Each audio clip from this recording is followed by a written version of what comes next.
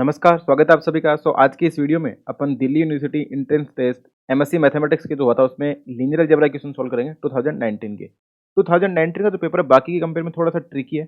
इसमें टोटल जो क्वेश्चन है वो लीनियर अलजेब्रा से 5 क्वेश्चन पूछे गए थे। वो 5 क्वेश्चन अपन देखेंगे। एक क्वेश्चन तो आप ऐसे बोल सकते हैं कि जो जेएनयू 2020 का जो पेपर हुआ था उसमें जो कॉन्सेप्ट है वो रिपीट हो गया, यानी कि अगर किसी ने ये वाला पेपर लीनियर अलजेब्रा के लिए सॉल्व करा था तो उसका वो क्वेश्चन सही हो जाता।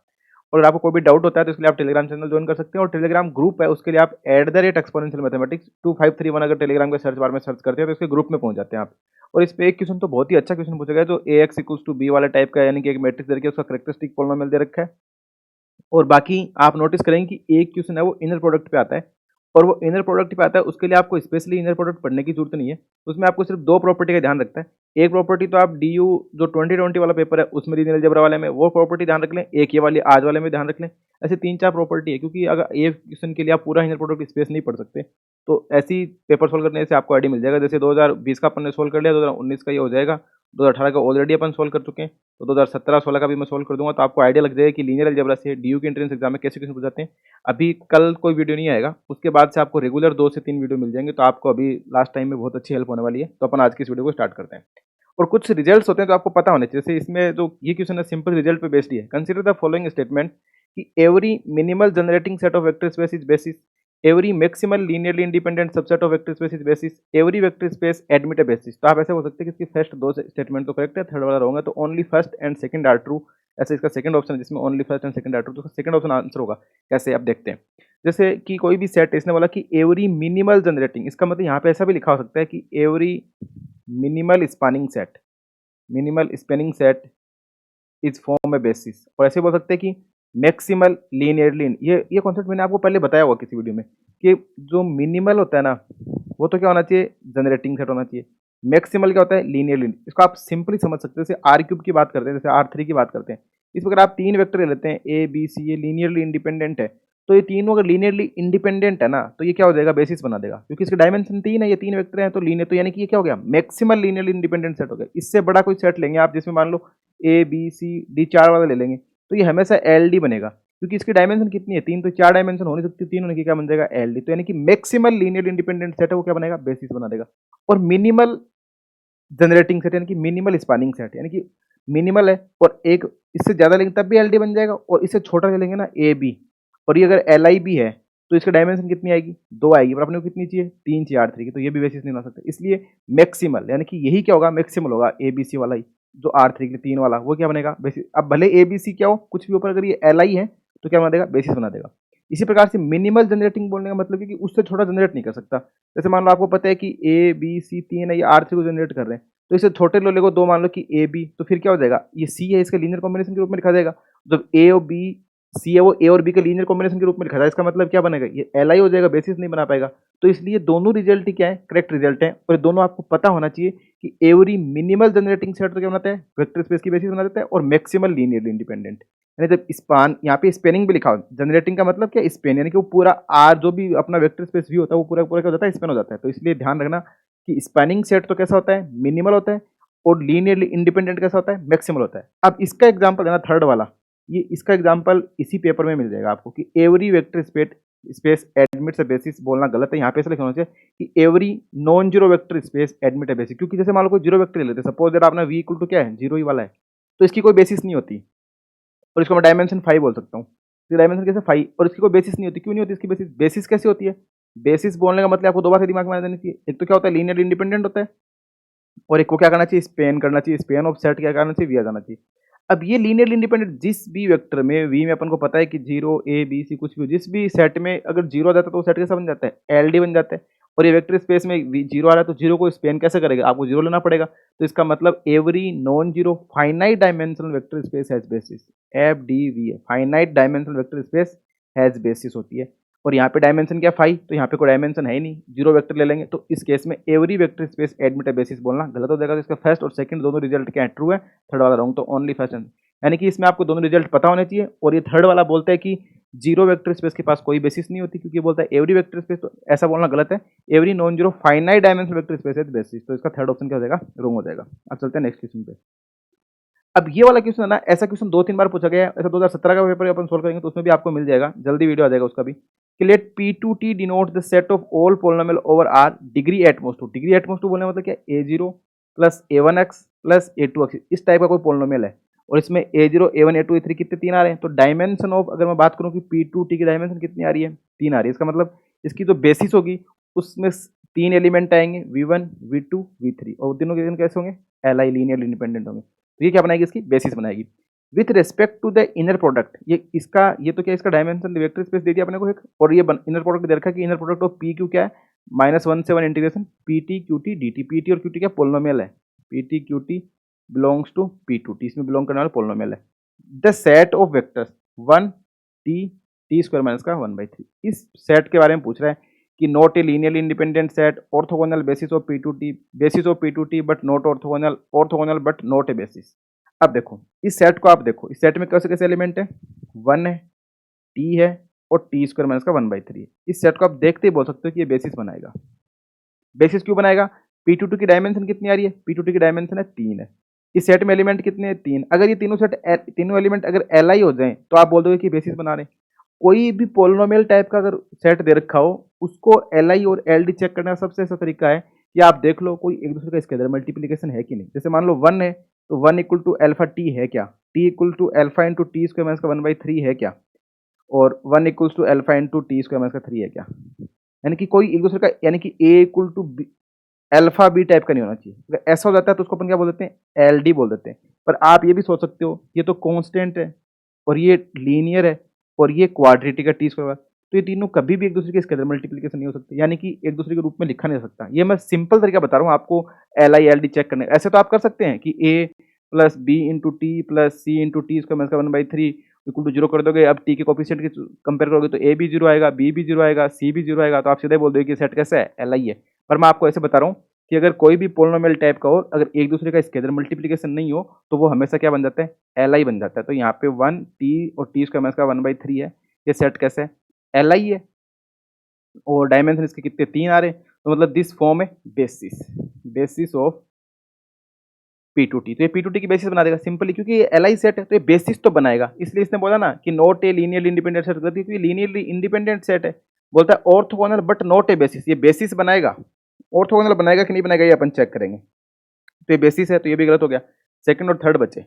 अब देखो अपन ने अभी तक इनर प्रोडक्ट का कोई भी यूज नहीं करा। अपन ने अभी तक अपने जो भेजा चलता था अपना कि हाँ क्या क्या हो सकता है, आपने देखा ये सेट कि 1 टी और टी स्क्वायर माइनस का 1/3 जो सेट गिवन है, ये आपको पता लग रहा है कि ये सेट कैसा है, एल आई सेट है और P2T की डायमेंशन 3 है, तो ये बेसिस तो बना देगा। तो इसलिए ऐसा बोलना कि नॉट ए बेसिस तो गलत हो जाएगा और ये एल आई ये भी गलत। अब सेकंड और थर्ड की बात, इसके लिए अपन को इनर प्रोडक्ट का यूज करना पड़ेगा, क्योंकि यहाँ पे बात आ रही है ऑर्थोगोनल बेसिस।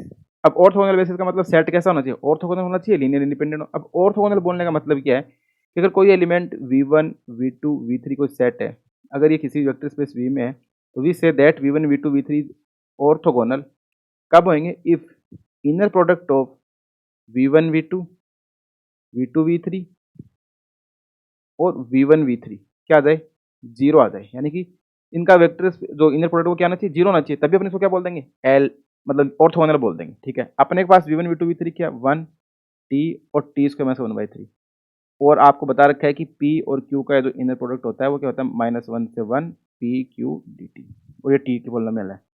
इसको आप देखते ही बता सकते हो कि ये ऑर्थोगोनल नहीं है। क्यों नहीं है, कि ये इंटीग्रेशन 0 आना चाहिए। जैसे आप V1 V2 1 और टी का इंटीग्रेशन लगाओगे, 1 और टी का इंटीग्रेशन लगाओगे तो क्या बनेगा, -1 से 1 1 into T into D T, तो वो क्या बनेगा टी स्क्वायर बाई 2, और -1 से 1 तो क्या बन जाएगा 1/2 माइनस का -1 का होल स्क्वायर बाई 2, यानी कि क्या बनेगा 1/2 माइनस का 1/2 इक्वल टू 0 बन जाएगा। बट आप जैसे ही 1 को टी स्क्वायर माइनस का 1/3 के साथ लेंगे तो 0 नहीं बनेगा। 1 और टी स्क्वायर माइनस का 1/3 इसका इनर प्रोडक्ट चेक करेंगे तो क्या आएगा, -1 से 1 1 इंटू टी स्क्वायर माइनस का 1/3 डी टी, तो ये टी स्क्वायर माइनस का 3/3 क्या बनेगा, टी क्यू बाई 3 माइनस का टी/3, और इंटीग्रेशन कहाँ से कर देंगे, -1 से 1। अभी देख लेंगे करेगा कि नहीं करेगा। तो 1 पुट करेंगे तो क्या बनेगा 1/3, और इधर 1 पुट करेंगे तो 0 बन जाएगा। माइनस का 1 पुट करेंगे तो क्या बनेगा -1/3, और ये माइनस का प्लस का 1/3, तो ये भी 0 बन जाएगा। यानी कि ये 0 कैसे बनेगा, जब आप इसमें 1 पुट करेंगे तो ये वैल्यू आएगी 1/3 माइनस का 1/3। ठीक है, फिर माइनस, माइनस का 1 पुट करेंगे तो यहाँ पे भी क्या आएगा माइनस का 1/3 माइनस, और माइनस माइनस ये पे हम देगा प्लस 1/3। तो ये भी क्या हो रहा है 0 और ये भी क्या हो रहा है 0, तो इसका इनर प्रोडक्ट भी क्या आ गया 0, यानी कि 1 और टी स्क्वायर माइनस का 1/3, ये वाला इनर प्रोडक्ट भी क्या आ गया 0 आ गया। अब बच्चा क्या इन दोनों का, तो इनका और चेक कर लेते हैं अपन, टी और टी स्क्वायर माइनस का 1/3, ये क्या बनेगा इंटीग्रेशन -1 से 1 T into T square minus का 1/3 डी टी, ये सॉल्व करने में बन जाएगा टी क्यूब माइनस का t/3 डी टी -1 से 1, सॉल्व करने पर टी की पावर 4/4 माइनस का टी स्क्वायर बाई 3, और इंटीग्रेशन इन लिमिट आ जाएगी -1 से 1, 1 पुट करेंगे तो 1/4 माइनस 1/3 माइनस, -1 पुट करेंगे तो भी 1/4 माइनस, और ये 1/3, ये भी क्या आ जाएगा, ये प्लस का है या माइनस का तो 0, यानी कि ये V1 V2 V3 कैसे सेट हो गए, ये ऑर्थोगोनल सेट हो गया। और जब ऑर्थोगोनल हो जाता है तो वो लीनियरली इंडिपेंडेंट भी हो जाता है। डायमेंशन इसकी कितनी आ रही है 3 आ रही है, P2T की डायमेंशन भी कितनी है 3 आ रही है। तो ये सेट कैसा बना रहा है, ये फॉर्म कर रहा है orthogonal basis of P2T, orthogonal basis of P2T। तो इस वेक्टर स्पेस की कैसे बना रहा है ऑर्थोगोनल, मैंने बोला था कि ये नॉन जीरो आएगा, ये गलत है, ये जीरो आ जाएगा, सबके साथ जीरो आ जाएगा, तो ये कैसा बन जाएगा ऑर्थोगोनल सेट बन जाएगा। ऑर्थोगोनल सेट बन जाएगा, बेसिस फॉर्म कर रहा है, तो इसको अपन क्या बोल देंगे ऑर्थोगोनल बेसिस ऑफ P2T। इसका सेकंड ऑप्शन क्या हो जाएगा करेक्ट हो जाएगा, तो orthogonal basis of P2T। P2T denote the set of all polynomial over degree 2 और PQ। तो अपन ने बस में क्या देखा, सबसे पहले अपन ने देखा कि सेट कैसे है, अपन को पता लग गया। अगर आपने, मैंने तो पहले वाली कहानी बताई थी ना कि लीनियरली इंडिपेंडेंट है कि नहीं है, अगर ये आप चेक नहीं भी करते ना तब भी आप इसको बोलते हैं कि सेट कैसा है ऑर्थोगोनल है, और ऑर्थोगोनल सेट लीनियरली इंडिपेंडेंट अपने आप हो जाता है, और जब लीनियरली इंडिपेंडेंट हो जाएगा ऑर्थोगोनल हो जाएगा तो बेसिस बना देगा, तो सेकंड ऑप्शन करेक्ट हो जाएगा। पर वो मैंने थोड़ा इसके लिए बता दिया आपको कि जो पोलिनोमियल होते हैं उनको कैसे एल आई और एल डी चेक करते हैं, तो उसमें आपको थोड़ी दिक्कत ना हो, इसलिए मैंने आपको थोड़ा सिंपल वे में चेक करने का तरीका बता दिया। तो सिंपली आप चेक कर सकते हैं कि सेट कैसा है एल आई है, तो ये ऑप्शन भी गया ऑर्थोगोनल बेसिस ऑफ P2T। मेरे को नहीं लगता कि इस क्वेश्चन में आपको कोई दिक्कत होगी या कोई डाउट होगा, क्योंकि इनर प्रोडक्ट का फॉर्मूला सीधा सा बता रखा है क्या कैसे फॉलो करना है, और इसको आपने सिंपली चेक कर लिया बता दिया। तो आई होप आपको समझ, अगर कोई डाउट होता है तो कमेंट बॉक्स में जरूर पूछें। अब चलते हैं नेक्स्ट क्वेश्चन पे। अब ये क्वेश्चन बड़ा सिंपल क्वेश्चन है, ये आपसे हो जाना चाहिए। जैसे डब्ल्यू वेक्टर स्पेस दे दिया X Y belongs to R2, X Y equal to 0, X Y Y equal to 3x, X Y X square minus Y square equal to 0, X Y और X square plus Y square equal to 0। Then the sub space of R2, कौन कौन से हैं जो R2 के सब space होंगे। कोई सेट V है वो सब सेट होता है R2 का, वो सब स्पेस बना देगा कब, अगर A अल्फा प्लस B किस में बिलोंग कर दे, V में बिलोंग कर दे, for all A B belongs to V and alpha belongs to F, जिस फील्ड के ओवर जो वेक्टर स्पेस बना रहा है। ठीक है, पहली बात अपन ये भी चेक करते हैं कि 0 0 है ना उस सेट में होना चाहिए। यहाँ पे सभी सेट में 0 0 0 0 बिलोंग कर रहा है, तो क्योंकि इसमें भी 0 कर देगा, ये y माइनस का 3 इक्वल टू 0 पुट कर सकते हो, तो 0 बना कर देगा, तो ये वाला कॉन्सेप्ट तो नहीं लगेगा। एक बात, दूसरी बात को एक मैं बताता हूँ आपको, अगर कोई भी लीनियर होमोजीनियस सेट हो ना, होमोजीनियस इक्वेशन हो, होमोजीनियस इक्वेशन ऑलवेज फॉर्म सब स्पेस, यानी कि अगर होमोजीनियस लीनियर इक्वेशन तो हमेशा बनाएगी। जैसे ये वाली इक्वेशन है y माइनस का 3x वाली, तो ये क्या बन जाएगी y माइनस का 3x इक्वल टू 0, तो ये हमेशा क्या बनाएगी वेक्टर सब स्पेस बना देगी। अब W की बात करते हैं, तो W नहीं बनाएगा। क्यों नहीं बनाएगा W, देखो W इसलिए नहीं बनाएगा, अगर आपको पता है कि 1,0 बिलोंग्स टू W है, क्योंकि 1 इंटू 0 करने पे 0 आ रहा है, इसकी कंडीशन सेटिस्फाई होनी चाहिए। अगर ये x, y है तो x, y इक्वल टू 0 हो रहा है, 0,1 भी किस में जा रहा है W जा रहा है। बट अगर आप 1,0 प्लस 0,1 करेंगे तो क्या बनेगा 1,1 बन जाएगा, और 1,1 डजेंट बिलोंग टू W। इसका मतलब closure property doesn't hold, closure property hold नहीं हो रही, यानी कि A B belongs to W है, but A plus B doesn't belong to W, और यहाँ पे A की वैल्यू ये है, B की वैल्यू ये है, और A प्लस बी की वैल्यू ये है। यानी कि यहाँ पे मैं ऐसे बोल सकता हूँ कि एडिशन की करस्पॉन्डिंग जो क्लोजर प्रॉपर्टी है वो होल्ड नहीं हो रही। 1,0 भी W में, 0,1 भी, पर 1,0 प्लस 0,1 W में नहीं जा रहा, तो पहला तो W नहीं बनेगा, जहाँ जहाँ W आ रहा है वो तो गए काम से, तो ये 3 और 4 गए काम से। अब अक्स वाला है, मैं बोल रहा हूँ कि अक्स वाला बना देगा।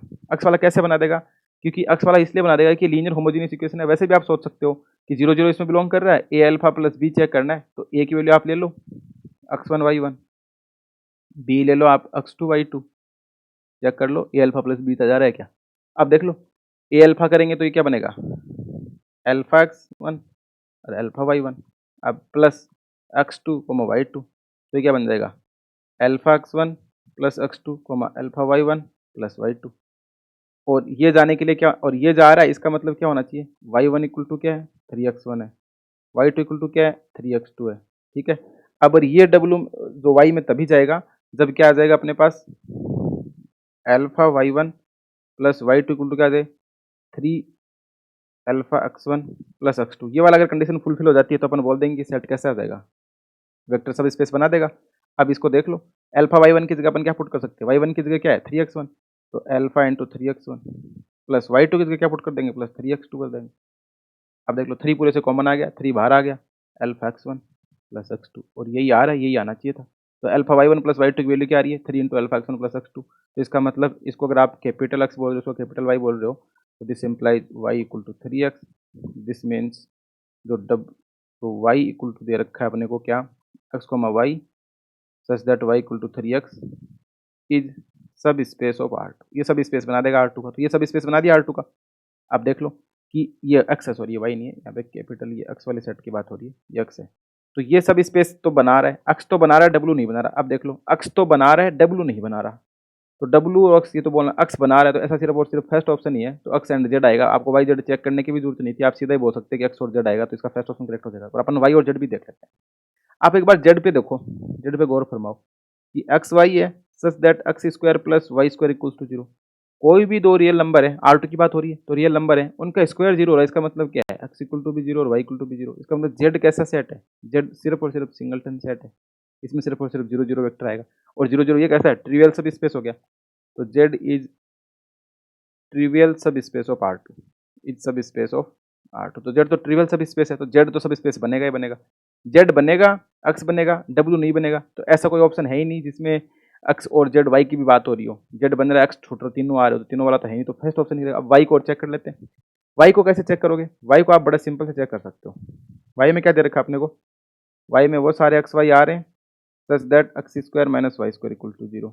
आपने बोला कि x1 y1 belongs to capital y, x2 y2 belongs to capital y। इसका मतलब x1 स्क्वायर माइनस का y1 स्क्वायर इक्वल टू 0 और x2 स्क्वायर माइनस का y2 स्क्वायर इक्वल टू 0।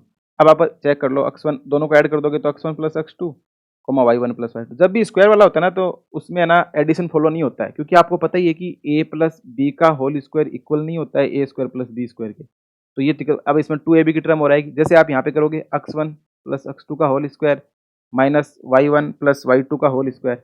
अब ये यहाँ से क्या बनेगा, x1 square plus x2 square plus 2x1 x2 minus का y1 square plus y2 square plus 2y1 y2।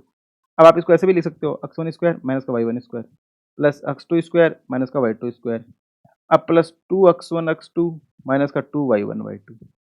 अब देखो, अब ये भी जीरो, तो ये वाली टर्म भी जीरो, ये वाली टर्म भी जीरो, पर इस टर्म का जीरो होना जरूरी नहीं है ना। अब आप ऐसे x1 x2 y1 y2 choose कर लो कि ये जीरो नहीं बने, तो ये नॉट जीरो भी हो जाएगी। और जैसे ये नॉट इक्वल टू जीरो हो जाएगी, तो ये वाली टर्म नॉन जीरो हो जाएगी और ये वाली टर्म जीरो हो जाएगी। इसका मतलब क्या हो जाएगा, इसका मतलब x1 plus x2 comma y1 plus y2 doesn't belongs to y। अभी कैपिटल Y में बिलोंग नहीं करेगा, इसका मतलब क्लोजर प्रॉपर्टी डजंट होल्ड, तो क्लोजर प्रॉपर्टी होल्ड नहीं होगी विद रिस्पेक्ट टू एडिशन। जब क्लोजर प्रॉपर्टी एडिशन के रिस्पेक्ट में होल्ड नहीं होगी, तो क्या नहीं बनेगा, वेक्टर सब स्पेस नहीं बनेगा। इसका मतलब जो ये y वाला सेट है, ये सब स्पेस नहीं बनाएगा। तो W सॉरी ये जो x और z बनाएंगे, यानी कि सेकंड वाला और फोर्थ वाला बनाएंगे, फर्स्ट और थर्ड वाला, तो x एंड z इसका क्या हो जाएगा, फर्स्ट ऑप्शन करेक्ट हो जाएगा। सबसे पहले वाले अपने क्या चेक करा, सबसे पहले में अपने देखा कि 1 0 और 0 1 है, वो बिलोंग कर रहा है, पर इनका एडिशन नहीं कर रहा। दूसरे वाले में पता चल गया अपने को होमोजेनियस इक्वेशन है, ये बना देगी। तीसरे वाले में अभी अपने क्या चेक करा कि ये जो x1 प्लस x2 वाला सिस्टम है वो फॉलो नहीं कर पाएगा। चौथे वाला क्या था, ये जीरो सब स्पेस बन गया, तो ट्रिवियल सब स्पेस तो सब स्पेस होता है, तो इसलिए इसका फर्स्ट ऑप्शन क्या हो जाएगा करेक्ट। तो आई होप आपको ये बात भी समझ में आ रही होगी कौन सा इसका R2 का सब स्पेस है, इसमें कैसे चेक करा था। अब चलते हैं नेक्स्ट क्वेश्चन पे। ये क्वेश्चन सबसे अच्छा क्वेश्चन है, इस ईयर में पूछा गया सबसे अच्छा क्वेश्चन है कि let A B A 3x3 matrix over R. ठीक है, रियल नंबर की 3x3 की मैट्रिक्स है with characteristic polynomial P lambda lambda into lambda minus 1 into lambda minus का 3। Consider the following statement. सबसे पहली बात तो ये कि eigenvalue of A, eigenvalue of A आपको दिख रही होगी कि आइगन वैल्यू ऑफ ए क्या आएगी, 0 आएगी, 1 आएगी और 3 आएगी। 3x3 की मैट्रिक्स है, 3 आइगन वैल्यू अपन को पता लगी यहाँ से कि करेक्टरिस्टिक पॉलिनोमियल के रूट ही क्या होते हैं, आइगन वैल्यू होते हैं। ठीक है, अब पहला स्टेटमेंट बोलता है कि the matrix A is not invertible, there are 3 eigen vector v1 v2 v3 which form a basis of R3, each eigen space of A is one dimensional, the linear system a minus का 3i into x equal to b has unique solution for each b belongs to R cube। ठीक है, पहला option पढ़ो, the matrix A is not invertible. Invertible बोलने का मतलब क्या होगा कि ए इनवर्स एग्जिस्ट करता है, और ये बोलता है not invertible, A inverse does not exist. और ए इनवर्स तभी एग्जिस्ट करता है कोई भी आइगन, मतलब कोई भी आइगन वैल्यू ए की वो जीरो नहीं होनी चाहिए। यहाँ पे एक आइगन वैल्यू जीरो, और इसका मतलब ये मैट्रिक्स ए इनवर्स तो एग्जिस्ट नहीं करेगा। Doesn't exist, does not exist, क्योंकि ए इनवर्स एग्जिस्ट करने के लिए कोई भी आइगन वैल्यू क्या नहीं होनी चाहिए, जीरो नहीं होनी चाहिए। If all eigen value are non zero then matrix A is invertible. तो पहला स्टेटमेंट तो क्या होगा, करेक्ट हो गया कि इज नॉट इन्वर्टिबल, ये बिल्कुल करेक्ट बात है। तो जहां जहां फर्स्ट, अब देखो पहला ऑप्शन बोलता है ओनली सेकंड एंड थर्ड गया काम से, ओनली सेकंड थर्ड फोर्थ ये भी गया काम से, तो फर्स्ट तो आएगा ही आएगा। ठीक है, अब आपको सेकंड थर्ड चेक करने की भी जरूरत नहीं है कि फर्स्ट तो आएगा ही आएगा। अब आपको अगर फोर्थ वाला अब वैसे फोर्थ वाला तो कहीं पे लिखा हुआ ही नहीं, इसमें लिखा हुआ है, इसका मतलब फोर्थ स्टेटमेंट तो फाल्स हो गया, फोर्थ तो आ ही नहीं सकता। अब सेकंड और थर्ड और देख लेते हैं, ये तो बात होगी। और ये वाला देखो, there are 3 eigen vector v1 v2 v3 which form a basis of r cube. r cube की बेसिस, r क्यूब की डायमेंशन कितनी है, 3 है। यानी कोई सेट जिसमें 3 वेक्टर आ जाएं a b c और वो कैसे हो जाएं, li हो जाएं, तो अपन बोल देंगे वो सेट क्या बना देगा, बेसिस बना देगा। और इसने क्या बोला, 3 eigen vector v1 v2 v3 which form, और v1 v2 v1 मान लो किसके करस्पॉन्डिंग है, लैम्डा 1 इक्वल टू 0 के करस्पॉन्डिंग, v2 किसके करस्पॉन्डिंग है, लैम्डा 2 इक्वल टू 1 के करस्पॉन्डिंग, v3 किसके करस्पॉन्डिंग है, लैम्डा 3 इक्वल्स टू 3 के करस्पॉन्डिंग। तो जो भी आइगन वेक्टर आते हैं आइगन वैल्यू करस्पॉन्डिंग, वो सारे के सारे कैसे होते हैं, एल आई होते हैं। यानी कि v1 v2 v3 कैसा है, एल आई सेट है, एल आई है, डायमेंशन 3 है, तो बेसिस बना देगा आर क्यूब की। तो ये भी करेक्ट बात होगी। तो फर्स्ट भी करेक्ट है, सेकंड भी करेक्ट है, तो फर्स्ट सेकंड तो करेक्ट हो गया। सेकंड कैसे करेक्ट हुआ, लेकिन इस वजह से करेक्ट हुआ कि देर आर 3 आइगन वेक्टर, क्योंकि 3 आइगन वैल्यू यहाँ पे लेमडा 1 0 1 और 3, 3 आइगन वैल्यू, तीनों के करस्पॉन्डिंग अपन आइगन वेक्टर निकालेंगे v1 v2 v3। अब अपने पास मैट्रिक्स तो ये तो अपन को यहाँ पे गिवन नहीं है। और एक पहली बात ये, अपन को ए भी पता चल रहा है, ए कैसे पता चल रहा है वो भी बताऊंगा आपको कि ए कैसे पता चल रहा है। पर इतना तो कन्फर्म हो गया कि 3 eigen value corresponding v1 v2 v3 3 vector आएंगे, तीनों के तीनों कैसे होंगे, एल आई होंगे। ये प्रॉपर्टी आप ध्यान रखने की, corresponding to each eigen value all eigen vector are linearly independent. और एक बात, दूसरी बात ये कि यहाँ पे लेमडा 1 इक्वल टू 0 के करस्पॉन्डिंग आपको 2 आइगन वेक्टर v1 और v1 डैश नहीं मिल सकते, सिर्फ एक ही मिलेगा, क्योंकि आइगन वैल्यू 0 की मल्टीप्लिसिटी कितनी है, अलजेब्रिक एक ही है, और लेमडा 2 इक्वल टू 1 की भी एक ही है, और लेमडा 3 इक्वल टू 3 की भी एक ही है। यानी कि यहाँ पे एल्जेब्राइक मल्टीप्लिसिटी एक है तो ज्योमेट्रिक मल्टीप्लिसिटी यानी कि number of eigen vector corresponding to each eigen value can not be exceed the algebraic multiplicity. यानी कि अगर आपकी जीरो आइगन वैल्यू एक बार है तो उससे ज्यादा वेक्टर अपन को प्राप्त नहीं हो सकते। पहली बात, अगर मैं ऐसे बोलता हूँ कि ये जो ए मैट्रिक्स है ना, ये इसी प्रकार की होगी, 0 0 0 0 1 0 0 0 3। यानी कि ये मैं ऐसे बोल सकता हूँ कि मैट्रिक्स कैसी होगी, डायगोनल मैट्रिक्स होगी।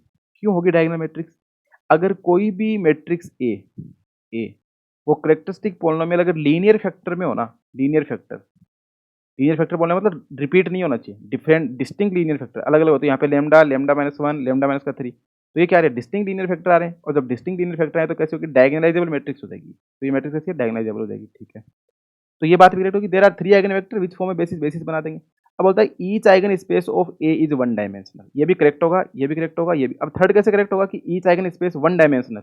आइगन स्पेस बोलने का मतलब क्या होता है, eigen space set of eigen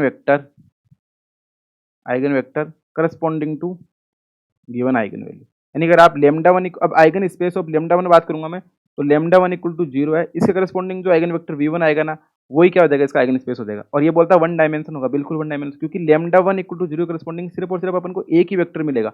lambda 2 equal to 1 corresponding सिर्फ और सिर्फ एक ही वेक्टर मिलेगा।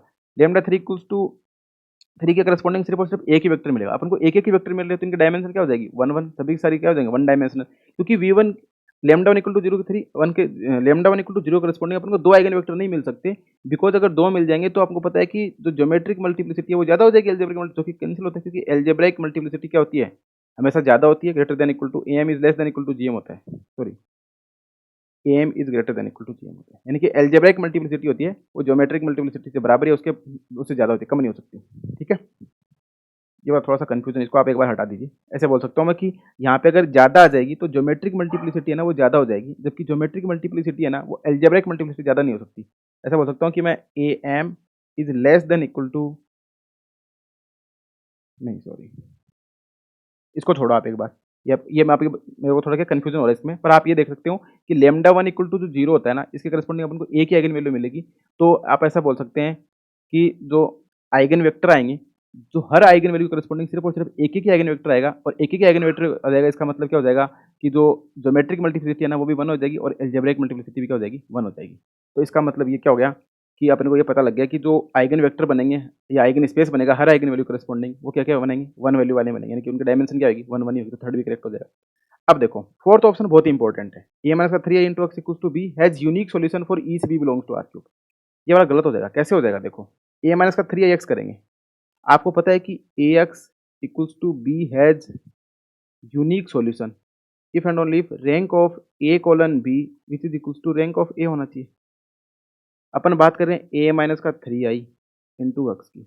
जैसे ही आप ए माइनस का 3i करेंगे ना, तो लास्ट रो तो क्या बनने वाली है, 0 0 बनने वाली है, ये स्टार ये सब। अब तो यहाँ से क्या पता चल गया मेरे को, रैंक ऑफ, और यहाँ पे बी वाला में ए बी सी, क्योंकि यहाँ पे जो वेक्टर बी है वो किस में है, B belongs to R cube है। क्योंकि अपन को तो पता चल गया ना कि बी बिलोंग्स टू किस में जा रहा है, बी आर क्यूब में जा रहा है। तो जब बी आर क्यूब में जा रहा है तो बी की डायमेंशन तो 3 होगी, यानी कि ए बी सी आएंगे, और जहाँ पे A B C belongs to क्या आएगा, आर क्यूब होएगा। ठीक है, B A B C belongs to R cube होएगा। अब rank of A colon B क्या आ रही है यहाँ पे, ए बी सी जीरो भी हो सकते हैं, नॉन जीरो भी हो सकते हैं, पर A B C suppose that if मान लो कि if A B C non zero है, ठीक है, ए बी सारे कैसे नॉन जीरो है, तब ए बी सी सारे नॉन जीरो हैं, तो इस केस में rank of A colon B कितनी आ जाएगी, 3 आ जाएगी, और रैंक ऑफ ए कितनी आ रही है, 2 आ रही है, दोनों इक्वल नहीं है। तो दोनों इक्वल नहीं है तो इस केस में क्या हो जाएगा, जब दोनों इक्वल ही नहीं आ रहे हैं तो इस केस में क्या बनेगा, अपन को पता चल गया कि जब दोनों इक्वल नहीं है, 3 मतलब rank of A colon B which is not equal to rank of A, then A minus का 3i into X equals to B has not unique solution. Not unique solution इसका मतलब इसके पास कोई यूनिक सॉल्यूशन नहीं होगा, क्योंकि अपन कैसे बोलते हैं ना कि ये ऐसे बोलता है कि भाई यूनिक सॉल्यूशन तो तभी होगा जब rank of A colon B equal to rank of A आएगा। और ये भी पता लगे ए माइनस का 3i करोगे, क्योंकि 3 ये ऐसे बोल सकता हूँ कि ए माइनस का 3 इंटू आई है, तो लास्ट वाली रो में यहाँ पे 3 आया था, उसमें 3 तो 0 बन जाएगी, तो रैंक ऑफ ए कितनी होगी, 2 हो गई। जबकि ए कॉलन बी जब सारे नॉन जीरो लेंगे तो इसके इसमें 3 बन जाएगी, जब 3 बन जाएगी तो इसके इसके पास यूनिक सॉल्यूशन होना कोई जरूरी नहीं है। तो इसका मतलब इसके पास यूनिक सॉल्यूशन होना कोई जरूरी नहीं है। पर अगर ये दोनों इक्वल हो जाते हैं ना, अगर मान लो अगर आप जीरो ले लेते हो, ए और बी ले लेते हो, और rank of A equal to rank of B आ जाता है, rank of A colon B, तो उस केस में इसके पास क्या हो जाएगा, यूनिक सॉल्यूशन हो जाएगा। ठीक है, तो आई होप ये बात भी आप समझ पा रहे होंगे कि कैसे इसके पास यूनिक सॉल्यूशन नहीं होगा। और वो जो इनक्वलिटी होती है वो क्या होती है, A M is greater than equal to GM होता है, यानी कि अलजेब्राइक मल्टीप्लिसिटी हमेशा ज्योमेट्रिक मल्टीप्लिसिटी से ज़्यादा होती है। जब अगर यहाँ पे आपको 2 वेक्टर मिल जाएंगे तो ज्योमेट्रिक मल्टीप्लिसिटी कितनी हो जाएगी, 2 हो जाएगी, जबकि अलजेब्रिक मल्टीप्लिसिटी कितनी है, 1, और 1 को 2 से बड़ा नहीं होता, तो ये केस पॉसिबल नहीं। इसका मतलब हर आइगन वैल्यू के करस्पॉन्डिंग सिर्फ और सिर्फ एक ही आइगन वेक्टर मिलेगा, यानी कि अपन ऐसा बोल सकते हैं कि algebraic multiplicity greater than equal to geometric multiplicity होती है। और ज्योमेट्रिक मल्टीप्लिसिटी बोलने का मतलब ये होता है कि करस्पॉन्डिंग टू आइगन वेक्टर आपको कितने, करस्पॉन्डिंग टू आइगन वैल्यू कितने आइगन वेक्टर आपको मिल रहे हैं। ठीक है, तो आई होप आप ये बात भी समझ पा रहे होंगे कैसे ये हो रहा है। ठीक है, अब अपन बात करते हैं नेक्स्ट क्वेश्चन की। तो इसका मतलब फर्स्ट सेकंड और थर्ड तीनों करेक्ट हो गए, फोर्थ वाला रॉन्ग, तो only first second third are true, तो ये फोर्थ ऑप्शन का क्या हो जाएगा, करेक्ट हो जाएगा। तो इसमें देखो सबसे पहले इन्वर्टिबल नहीं थी क्योंकि तीनों आइगन वैल्यू, एक आइगन वैल्यू 0 आ रही है। आइगन वेक्टर विच फॉर्म है बेसिस, क्योंकि तीनों के तीनों आइगन वेक्टर आएंगे लीनियरली इंडिपेंडेंट आएंगे, तो आइगन वेक्टर बेसिस फॉर्म कर देंगे। ईच हैज वन डायमेंशनल, क्योंकि A M greater than equal to GM होता है, और जीएम अपन को पता है कि एक एक प्राप्त, क्योंकि अलजेब्रिक मल्टीप्लिसिटी तो क्या है 1 1 1 है, तो ये भी 1 1 1 आएगी, तो यानी कि एक एक आइगन वेक्टर मिलेंगे तो वन डायमेंशन हो जाएगा, और ये यूनिक सॉल्यूशन प्राप्त नहीं हो सकता, तो फोर्थ ऑप्शन करेक्ट हो जाएगा। अब लास्ट क्वेश्चन है, ये क्वेश्चन ऐसे हो सकते हो कि जेएनयू 2020 की बेस पे क्वेश्चन पे, तो वो भी आप लीनियर अलजेब्रा का क्वेश्चन जरूर देखें। अब यहाँ पे बोलता है कि let S and T be linear transformation from R N to R N such that S T equals to identity. अब देखो आइडेंटिटी क्या होता है, 1 1 एंड ओन 2 होता है, जैसे बोल सकता हूँ मैं बाइजेक्शन होता है। ठीक है, अब एस टी है तो ये एस टी भी कहाँ से बनेगा, आर एन से आर एन पे बनेगा। जब एस टी आर एन से आर एन पे बनेगा तो एस टी भी कैसा हो जाएगा, S T is 1 1 and own 2, क्योंकि तो आइडेंटिटी के इक्वल है, तो 1 1 ओन 2। जैसे ही एस टी 1 1 ओन 2 हो जाएगा तो मैं ऐसे बोल सकता हूँ क्या, एस टी इज बाइजेक्शन। ठीक है, एस टी इज बाइजेक्शन। अब आपको एक चीज़ बता सकता हूँ कि जब एस टी बाइजेक्शन होता है ना, यानी कि एस टी मैंने क्या बता दिया, बाइजेक्शन है, और इस केस में क्या होगा, जब एस टी बाइजेक्शन होता है तो इस केस में टी तो कैसा होगा 1 1 होएगा, और एस कैसा होगा ऑन 2 होगा। ये हमेशा याद रखना कि जब S O T is bijective, S O T is bijective, this implies कि एस ओ टी अगर बाइजेक्टिव है तो this implies T is 1 1 and S is on. ये नेसेसरी कंडीशन होती है, नेसेसरी कंडीशन। बट यहाँ पे क्या दिक्कत है, यहाँ पे मामला आर एन से आर एन पे, यानी कि फाइनाइट डायमेंशन वेक्टर स्पेस पे। इन फाइनाइट डायमेंशनल मैपिंग में क्या हो जाता है, 1 1 है, दिस इम्प्लाइज ऑन 2 है, ऑन 2 है, दिस इम्प्लाइज 1 1 दोनों हो जाएंगे, क्योंकि 1 1 है तो ऑन टू हो जाएगा, ऑन टू है तो 1 1, क्योंकि फाइनाइट डायमेंशन की बात हो रही है, फाइनाइट है तो यहाँ पे टी 1 1 है तो टी ऑन टू भी हो जाएगा, एस ऑन टू है तो एस 1 1 भी हो जाएगा। अगर ये आर एन से आर एन पे नहीं होता तो अपन कुछ नहीं बोल सकते। अगर एस ओ टी तुम्हारा अगर बाइजेक्टिव होता है, यानी कि एस ओ टी 1 1 ऑन टू होता है, इसका मतलब होता ही यही है कि टी इज 1 1 होएगा और एस इज ऑन टू होएगा, बस ये होता है। बाकी ये वाले रिजल्ट हैं, एस भी 1 1 हो जाएगा और टी भी ऑन टू हो जाएगा, ये किससे पता लग रहा है, ये आर एन से आर एन पे, यानी कि दोनों 1 1 भी होंगे, ऑन टू भी होंगे। अब देख लो option, S is 1 1 but T is not onto, ये तो गलत हो जाएगा। एस ऑन टू होएगा, टी 1 1 तो कन्फर्म ही होएगा, तो ये तो गलत, क्योंकि एस ओ टी दे रखा है तो इस केस में टी तो 1 1 और एस कैसा ऑन टू कन्फर्म है, बट अब यहाँ पे टी इज ऑन टू भी हो जाएगा और एस 1 1 भी हो जाएगा। क्यों हो जाएगा, क्योंकि ये आइडेंटिटी मैप है और आर एन से आर एन पे चलता है। जैसे मान लो कोई मैप आपको पता ही होगा, अगर कि अगर मान लो Z2 से Z2 पे है और वो 1 1 है तो ऑन टू अपने आप ही हो जाएगा, क्योंकि हर जैसे इसमें 0 और 1 आएगा, इसमें 0 और 1 आएगा। अगर 0 1 पे मैप हो रहा है तो 1 0 पे है, तो ये 1 1 ऑन टू दोनों हो जाएगा, क्योंकि फाइनाइट पे है। तो इसी प्रकार से अब T is 1 1 but S is not, तो टी भी 1 1 है, एस 1, ये भी गलत है। Both S and T R 1 1, ये करेक्ट हो जाएगा, नाइदर एस नॉर, ये भी गलत।